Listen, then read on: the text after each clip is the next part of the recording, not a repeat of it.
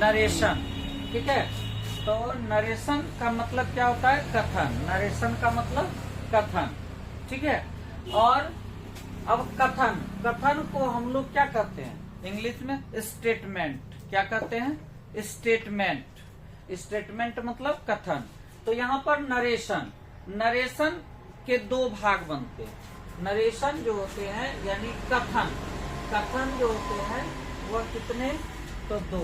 पहला जो होता है उसको हम लोग क्या कहते हैं? Direct speech. क्या कहते हैं भाई? Direct speech. ठीक है, पहले को डायरेक्ट स्पीच और दूसरे को इनडायरेक्ट स्पीच। Indirect speech. ठीक है, ये होता है। तो नरेशन जो होता है उसका हिंदी होता है कथन। नरेशन का मतलब कथन। कथन को इंग्लिश में क्या कहते हैं? तो उसको स्टेटमेंट कहते हैं। तो स्टेटमेंट के कितने प्रकार हो गए यहां से समझिए। सबसे पहले नरेशन, नरेशन मतलब कथन। कथन का इंग्लिश क्या हो जाता है? स्टेटमेंट। क्या होता है? स्टेटमेंट।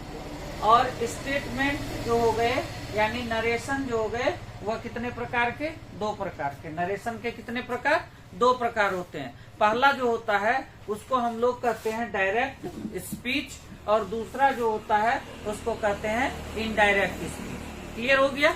अब जो है कि डायरेक्ट स्पीच किसे कहते हैं या कैसे आप समझोगे कि ये डायरेक्ट स्पीच है और कैसे आप ये समझोगे कि ये इनडायरेक्ट स्पीच है।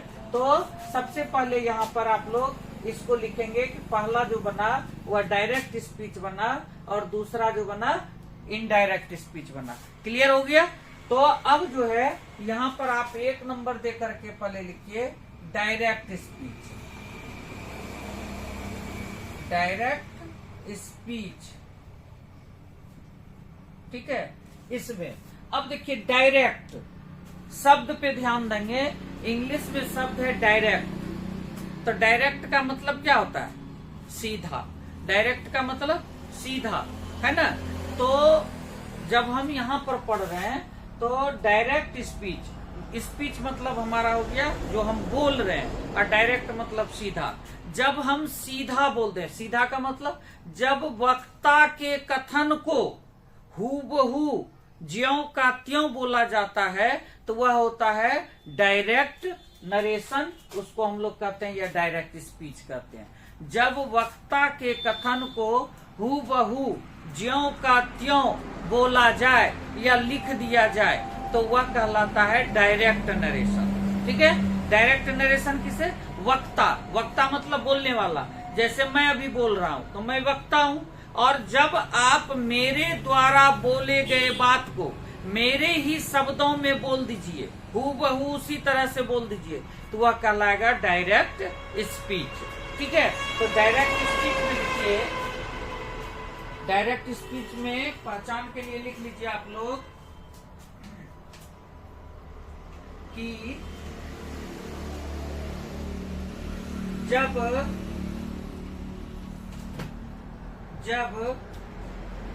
वक्ता के कथन को जब वक्ता के कथन को जब वक्ता के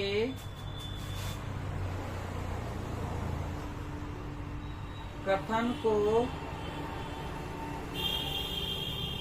ज्यों का त्यों ज्यों का त्यों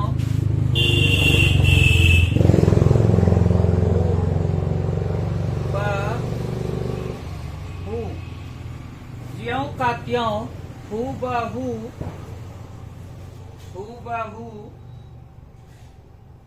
लिखिए। जब वक्ता के कथन को हूबहू या ज्यों का त्यों व्यक्त किया जाता है, ज्यों का त्यों व्यक्त किया जाता है, व्यक्त किया जाता है तो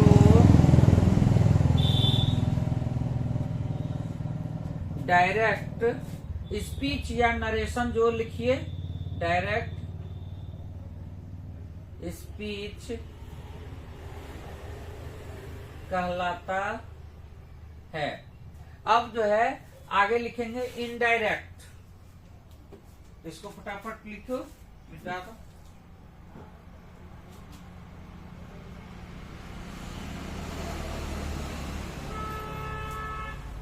ठीक है, इनडायरेक्ट।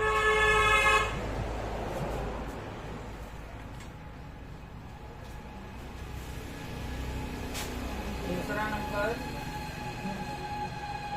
Indirect speech. इसमें लिखेंगे जब वक्ता के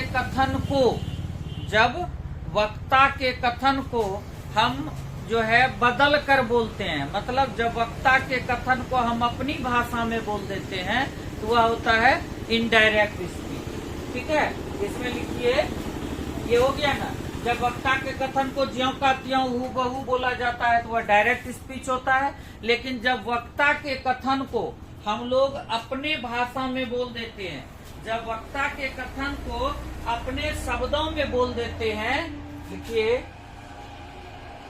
जब वक्ता के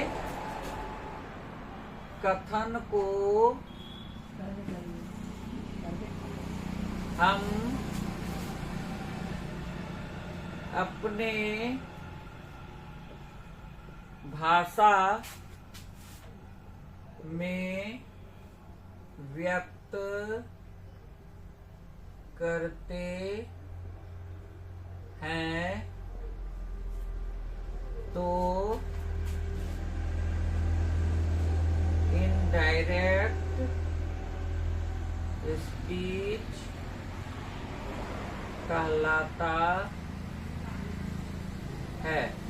इनडायरेक्ट स्पीच कहलाता है जब वक्ता के कथन को हम अपने भाषा में व्यक्त करते हैं तो इनडायरेक्ट स्पीच कहलाता है। ये दो चीज हो गया, जब वक्ता के कथन को हम उसी के भाषा में बोलते हैं तो वह कहलाता है डायरेक्ट स्पीच, और जब वक्ता के कथन को हम जो है अपनी भाषा में बोलते हैं तो वह कहलाता है इनडायरेक्ट स्पीच। क्लियर हो गया। अब देखिए इसमें क्या आता है कि जब आपको दिया रहेगा सेंटेंस, तो सेंटेंस में दो तरह की चीजें आती है। सेंटेंस में कितने प्रकार की चीजें भाई आती है? दो प्रकार की चीजें। ठीक है, एक रिपोर्टेड स्पीच होता है और एक रिपोर्टिंग वर्ब होता है। ठीक है, ये दो चीज आते हैं, एक रिपोर्टेड स्पीच और एक आता है रिपोर्टिंग वर्ब। तो चलिए उसको भी देखते हैं, इसको पहले लिख लिए, मिटा दें।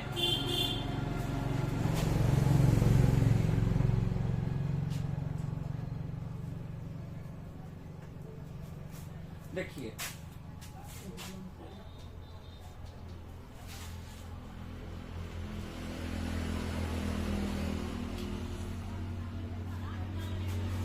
अब देखिए इसमें एक सेंटेंस हम लिख रहे हैं, He said to me. He said to me. ठीक है, उसके बाद I play football daily.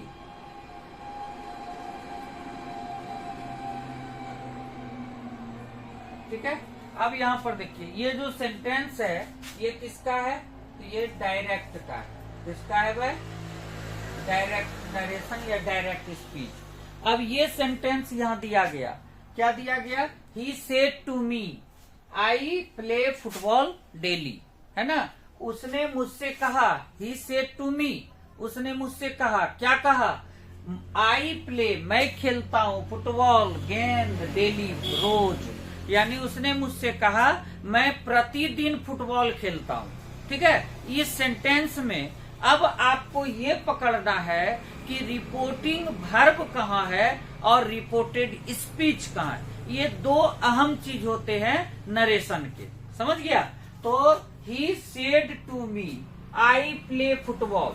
अब इस सेंटेंस को जब हम बारीकी से ध्यान देते हैं तो यहाँ पर देखिए, ही सेड टू मी जो दिया गया है सेंटेंस, और दूसरा सेंटेंस है आई प्ले फुटबॉल डेली। ये दो भाग में बटा हुआ है। ही सेड टू मी जो दिया गया है वह देखिए इन्वर्टेड कोमा के बाहर है। कहां पर है? इन्वर्टेड कोमा के बाहर दिया गया है। और आई प्ले फुटबॉल डेली जो दिया गया है वह इन्वर्टेड कोमा के अंदर में दिया गया है। दो तरह का सेंटेंस यहाँ पर है, एक इन्वर्टेड कोमा के अंदर है और एक इन्वर्टेड कोमा के बाहर है। ठीक है, तो आप देखिए यहाँ पर वक्ता जो है ही सेड टू मी, उसने मुझसे कहा, तो वक्ता कौन हो गया? ही हो गया। और जो है कि यहाँ पर जो है एक वर्ब दिया है जो सेड है ना, ये आपका ही क्या हो गया? वक्ता हो गया, बोलने वाला वक्ता। तो उसने कहा टू मी, मेरे से, तो उसने मुझसे कहा, हो गया इसका। तो ही सेड, यहाँ जो सेड है तो ये एक सेड यहाँ पर है और एक प्ले आप देख रहे हो यहाँ पर है। तो दो जगह वाक्य में वर्ब आया ना, यहाँ पर सेड भी क्या है? वर्ब है, और यहाँ पर प्ले भी क्या है? वर्ब है। फर्क क्या है? एक इन्वर्टेड कोमा के बाहर है, एक इन्वर्टेड कोमा के बाहर में वर्ब है और एक इन्वर्टेड कोमा के अंदर में है। अब इसमें आपको पकड़ना है कि इन्वर्टेड कोमा के बाहर जो वर्ब है उसे हम लोग कौन सा वर्ब कहेंगे, उसे हम लोग कौन सा वर्ब कहेंगे, और जो अंदर में इन्वर्टेड कोमा के अंदर में वाक्य आपको दिया गया उसे हम क्या कहेंगे। ठीक है, तो आते हैं, जैसे ही सेड टू मी, उसने मुझसे कहा। इसमें आप देख रहे हैं कि वर्ब कहाँ है भाई? तो इसमें जो है वर्ब जो है ही सेड टू मी, उसने मुझसे कहा कि आई प्ले फुटबॉल डेली। तो इसमें आप देख रहे हैं इन्वर्टेड कोमा के बाहर में जो है वह क्या हो गया? Reporting verb. उसको क्या कहते हैं हम लोग? रिपोर्टिंग वर्ब कहते हैं। समझ गए? इन्वर्टेड कोमा के बाहर में जो आपका जो वर्ब रहेगा उसे हम लोग कहते हैं रिपोर्टिंग वर्ब। और इन्वर्टेड कोमा के अंदर में जो सेंटेंस आपको दिया गया है, तो यहाँ पर देखिए इन्वर्टेड कोमा दिया गया है और इधर भी दिया गया है, यानी दोनों तरफ से वाक्य को बंद करके रखा है। तो यह जो कहलाता है इसे हम लोग क्या कहते हैं? Reported speech. क्या कहते हैं? रिपोर्टेड स्पीच कहते हैं। ठीक है, रिपोर्टिंग वर्ब। और क्या आएगा आपका दूसरा? जो इन्वर्टेड कोमा के बाहर आता है उसे हम लोग रिपोर्टेड स्पीच कहते हैं। ठीक है, तो ये हमारा सेंटेंस जो हुआ यह क्या आया? Reported speech. Reported speech. ठीक है, सेंटेंस में ये दो चीज आपको पकड़ना है कि इन्वर्टेड कोमा के बाहर में जो वर्ब दिया गया है उसे हम लोग रिपोर्टिंग वर्ब कहेंगे, और इन्वर्टेड कोमा के अंदर में जो सेंटेंस दिया गया है उसको हम लोग रिपोर्टेड स्पीच कहेंगे। क्या कहेंगे? Reported speech. क्लियर हो गया दोनों चीज? कि नरेशन जो हुए, तो नरेशन के कितने पार्ट्स हो गए? तो नरेशन के आपके जो है दो पार्ट्स। ठीक है, एक को हम लोग ने कहा डायरेक्ट नरेशन और दूसरे को क्या कहा भाई? Indirect narration. ठीक है, पहले पार्ट को डायरेक्ट और दूसरे पार्ट को इनडायरेक्ट। अब डायरेक्ट में जो है कि आपको जैसे एक सेंटेंस दिया गया यहीं पर आप मान लीजिए, तो इसमें आप क्या देखें कि सेंटेंस दो भाग में बटा। एक सेंटेंस जो कि इन्वर्टेड कोमा के बाहर है और दूसरा सेंटेंस जो इन्वर्टेड कोमा के अंदर है। तो इन्वर्टेड कोमा के बाहर जो वर्ब आपका आ रहा है वह वर्ब रिपोर्टिंग वर्ब कहलाता है। क्या कहलाता है? Reporting verb. और जो सेंटेंस इन्वर्टेड कोमा के अंदर में है उसे हम लोग कहते हैं रिपोर्टेड स्पीच। उसे क्या कहेंगे भाई? रिपोर्टेड स्पीच कहते हैं। तो दो चीज सीखे हम लोग। कि एक नरेशन जो होते हैं तो नरेशन के दो भाग होते हैं। पहले भाग को हम लोग डायरेक्ट नरेशन कहते हैं, दूसरे भाग को हम लोग इनडायरेक्ट नरेशन यानी डायरेक्ट स्पीच और इनडायरेक्ट स्पीच। तो डायरेक्ट स्पीच में हमको दो तरह के जो है चीज देखने को मिला। एक सेंटेंस जो कि आपका इन्वर्टेड कोमा के बाहर है और एक सेंटेंस जो कि इन्वर्टेड कोमा के अंदर है। इन्वर्टेड कोमा के बाहर जो वाक्य है उस वाक्य में जो आपको वर्ब दिया गया है वह वर्ब कहलाता है रिपोर्टिंग वर्ब। इन्वर्टेड कोमा के बाहर जो वर्ब है वह रिपोर्टिंग वर्ब। इन्वर्टेड कोमा के अंदर में जो वाक्य है वह रिपोर्टेड स्पीच कहलाता है। क्लियर हो गया? अब चलते हैं इसके आगे।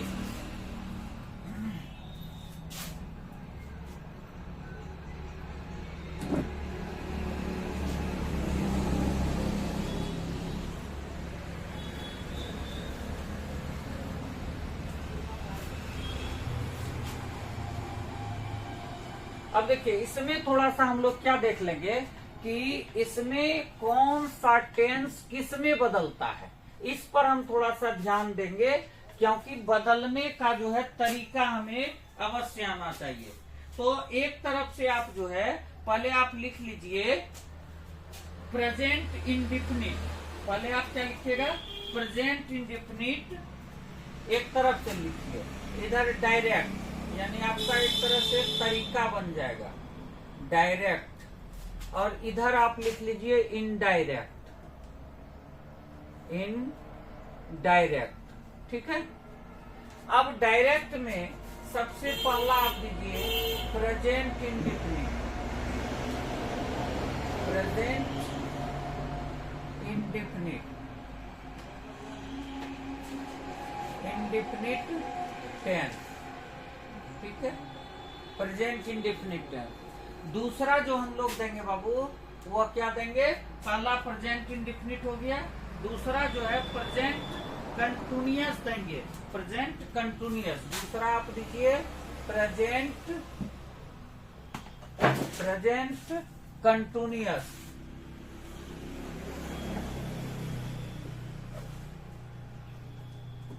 Present continuous, present continuous tense, present continuous tense,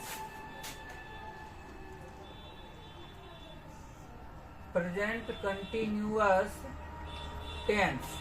तीसरा आप दीजिए प्रेजेंट इंडिफिनिट पहला, दूसरा प्रेजेंट कंटिन्यूअस, तीसरा आप देंगे present perfect. Present perfect, present perfect. चौथा प्रेजेंट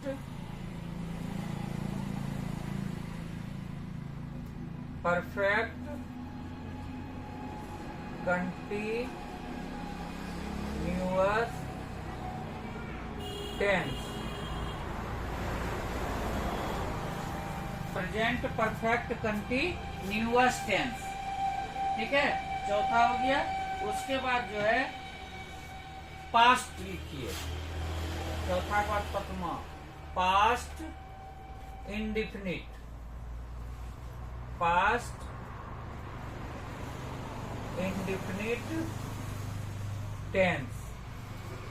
उसके बाद जो है पास्ट कंटिन्यूअस, कंटिन्यूअस टेंस। उसके बाद पास्ट कंटिन्यूअस के बाद लिखिए past perfect, past perfect tense. 8 number लिखिए पास्ट परफेक्ट कंटिन्यूअस टेंस। हो गया।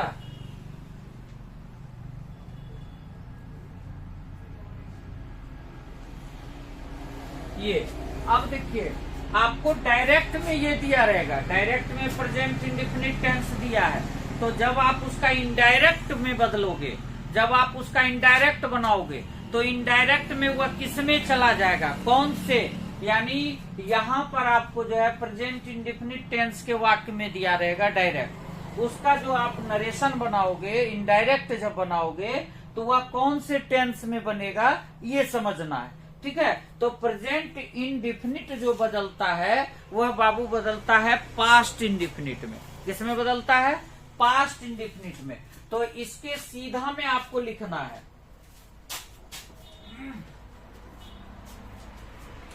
इसके सीधा में आपको लिखना है पास्ट इंडेफिनिट किसमें बदलता है, पास्ट, ये प्रेजेंट इंडेफिनिट बदलता है पास्ट इंडेफिनिट में, पास्ट इंडेफिनिट टेंस में।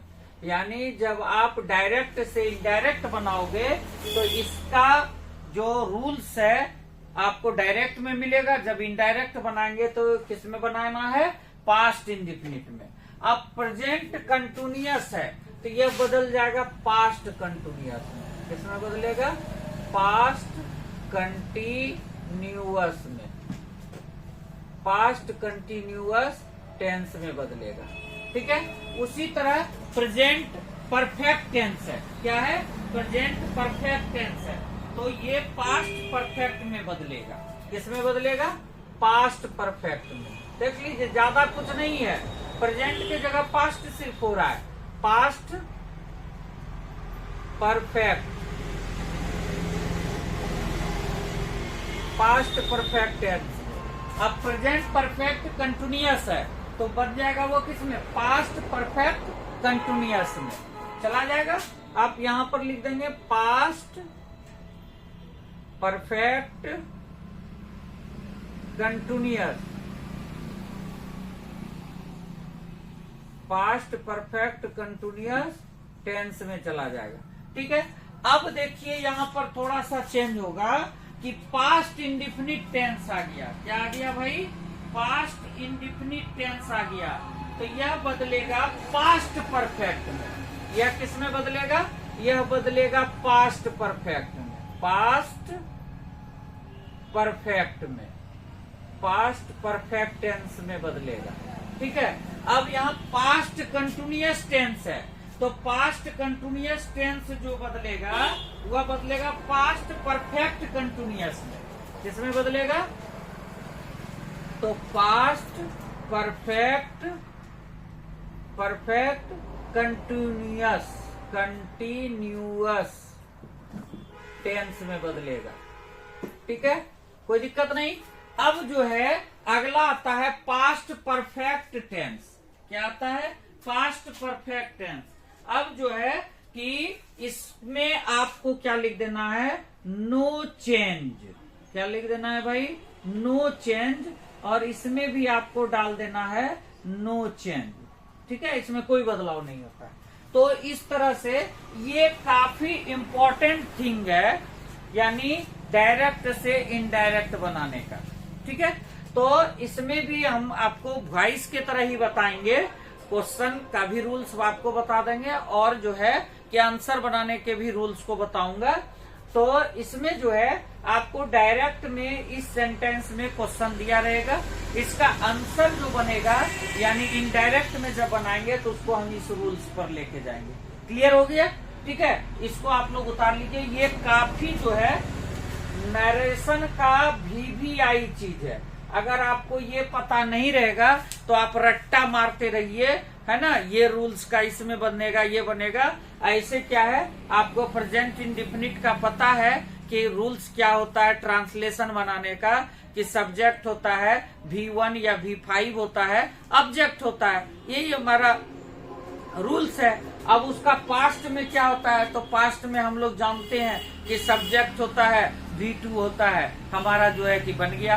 तो ये रूल्स आपको याद है ना, तो हम उसी तरीके से आपका इजी करेंगे, हाँ। तो अभी आप फिलहाल इसको उतारिए। सबसे पहले अहम चीज जो है उसके आगे फिर हम जो है लेकर के आपके लिए वीडियो आएंगे, और जो है अगले कक्षा में आप देखेंगे कि कैसे मैं प्रेजेंट इंडेफिनिट से जो है डायरेक्ट में रहेगा तो उसको पास्ट इंडेफिनिट में हम लेकर के जाएंगे। इनडायरेक्ट के लिए उसके रूल्स को बखूबी हम आपको समझाएंगे। आप लोग हमारे साथ बने रहिए।